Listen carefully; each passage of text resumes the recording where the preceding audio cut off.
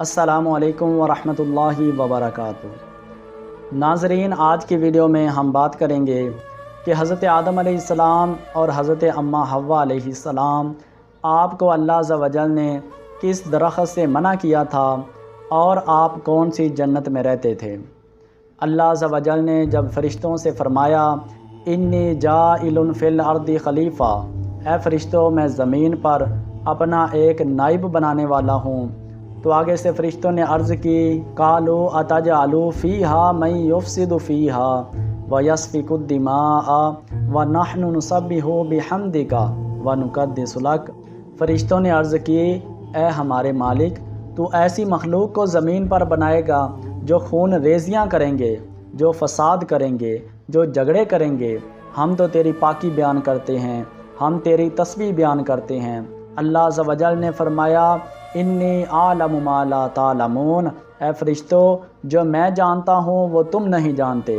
اس کے بعد اللہ عز و جل نے حضرت آدم علیہ السلام کی تخلیق کی، اور اللہ عز و جل نے حضرت آدم علیہ السلام کو چند چیزوں کے نام سکھا دیے۔ اللہ عز و جل نے ان چیزوں کو فرشتوں کے سامنے پیش کیا اور اللہ عز و جل نے فرمایا کہ ان کے نام بتاؤ۔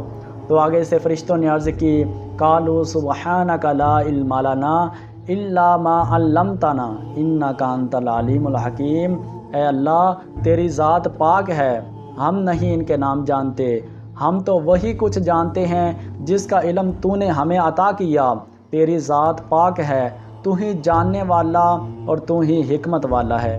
اللہ عز و جل نے حضرت آدم علیہ السلام سے فرمایا اے آدم ان کے نام بتاؤ، تو حضرت آدم علیہ السلام نے ان چیزوں کے نام بتائے۔ اللہ عز و جل نے فرشتوں سے فرمایا اے فرشتوں آدم کو سجدہ کرو، تو سب فرشتوں نے سجدہ کیا، لیکن ابلیس شیطان نے سجدہ نہیں کیا، وہ گمراہوں میں سے ہو گیا۔ قیامت تک اللہ عز و جل نے اسے لعنتی قرار دے دیا۔ اللہ عز و جل نے لعنت کا توق اس کے گلے میں ڈال دیا۔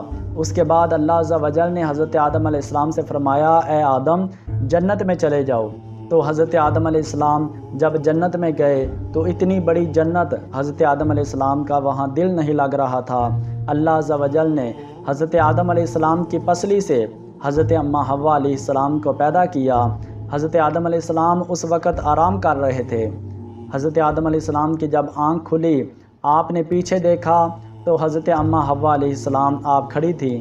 جب حضرت آدم علیہ السلام نے حضرت اماں حوا علیہ السلام کو دیکھا تو آپ ایک وقت ڈر گئے اور اللہ عز و جل کی بارگاہ میں عرض کی کہ یا اللہ یہ کون ہے؟ تو اللہ عز و جل نے فرمایا اے آدم یہ تیری بیوی ہے، ہم نے تیری پسلی سے اس کو پیدا کیا ہے، ہم نے تیرے سکون کے لیے اس کو پیدا کیا ہے۔ اللہ عز و جل نے اس کے بعد حضرت آدم علیہ السلام اور حضرت اماں حوا علیہ السلام سے فرمایا یا آدم اسکن انت وزوجک الجنۃ وکلا منہا رغدا حیث شئتما، اے آدم تو اور تیری بیوی سکون کے ساتھ جنت میں رہو، جہاں سے تمہارا دل چاہے یہاں سے کھاؤ، لیکن اللہ عز و جل نے فرمایا وَلَا تَقْرَبَا هَٰذِهِ الشَّجَرَةَ فَتَكُونَا مِنَ الظَّالِمِينَ، اے آدم اور تیری بیوی جہاں سے دل چاہے کھاؤ، جنت میں سکون کے ساتھ رہو، لیکن اس درخت کے قریب مت جانا۔ اب وہ کس چیز کا درخت تھا تو اس میں مفسرین کا اختلاف ہے۔ کچھ کہتے ہیں کہ وہ گندم کا دانہ تھا جس کو کھانے سے اللہ عز و جل نے منع کیا تھا۔ کچھ مفسرین کہتے ہیں کہ وہ انگور کا درخت تھا۔ کچھ مفسرین کہتے ہیں کہ وہ انجیر کا درخت تھا۔ اس میں مفسرین کا اختلاف ہے، لیکن دراصل اللہ عز و جل نے حضرت آدم علیہ السلام کی آزمائش کرنی تھی، ورنہ اللہ عز و جل نے فرشتوں سے پہلے ہی فرما دیا تھا کہ میں زمین پر اپنا نائب بنانے والا ہوں۔ اسی وجہ سے اللہ عز و جل نے حضرت آدم علیہ السلام کو زمین پر بھیجنا تھا، اور اللہ عز و جل نے حضرت آدم علیہ السلام کی آزمائش کی۔ اور رہی بات کہ وہ جنت کون سی تھی جس میں حضرت آدم علیہ السلام اور حضرت اماں حوا علیہ السلام رہتے تھے، تو وہ وہی جنت تھی جس کے بارے میں اللہ عز و جل نے فرمایا جنات تجری من تحتہا الانہار خالدین فیہا۔ اللہ عز و جل نے فرمایا کہ وہ جنت ایمان والوں کے لیے ہم نے بنائی ہے جس کے نیچے نہریں بہہ رہی ہیں، وہ اس میں ہمیشہ رہیں گے۔ وہ وہی جنت ہے جس میں اللہ عز و جل اپنے انبیاء کو، اپنے اولیاء کو، اپنے رسولوں کو اور اپنے نیک اور متقی لوگوں کو اللہ عز و جل انعام کے طور پہ جو جنت عطا فرمائے گا وہ وہی جنت تھی